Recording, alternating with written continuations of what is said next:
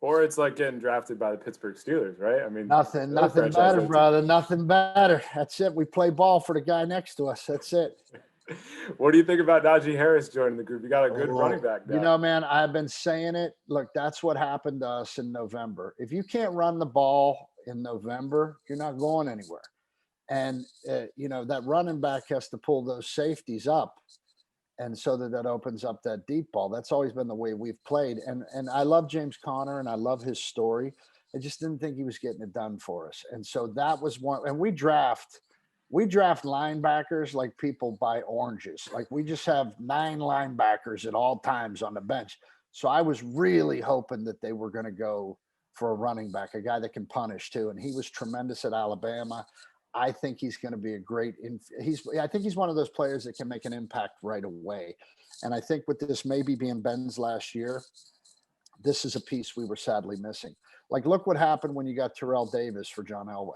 Mm-hmm. Like, it's abundantly clear. If you cannot run the ball after November, you're not going very deep. You're just not going to go very deep. So I'm really excited about it. And, you know, last time we drafted a Harris, it worked out pretty good. So it's a little shout out to my buddy Franco. Yeah, Franco, one of the greats, and Big Ben is going to be one of the greats, right? I mean, it's crazy to think that his career is coming to an end. Right? Yep.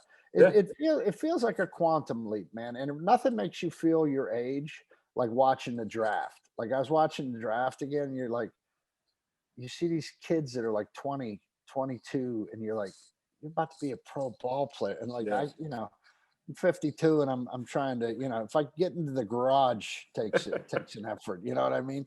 So it really ages you. And then you realize, wow, this player's like when Hines Ward retired, that hit me. Like Greg Lloyd, I go back to, like, you think these players that you've rooted for 20 years and it seems to go by like that, you know? So I enjoy the process of that, but it does put a timepiece on you. Like it kind of time stamps you. You know what I mean? When a player ends its career, it time stamps you.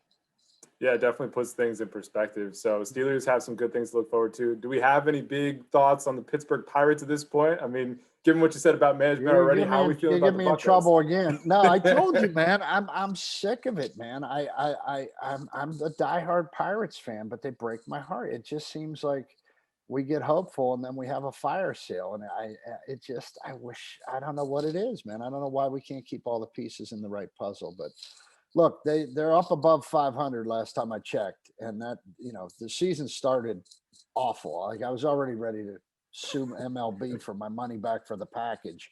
But that's a joke, everybody. Don't start a blog. It's a joke. Sarcasm. But, you know, I stay with them through thick and thin. You know, I'm like any Pittsburgher.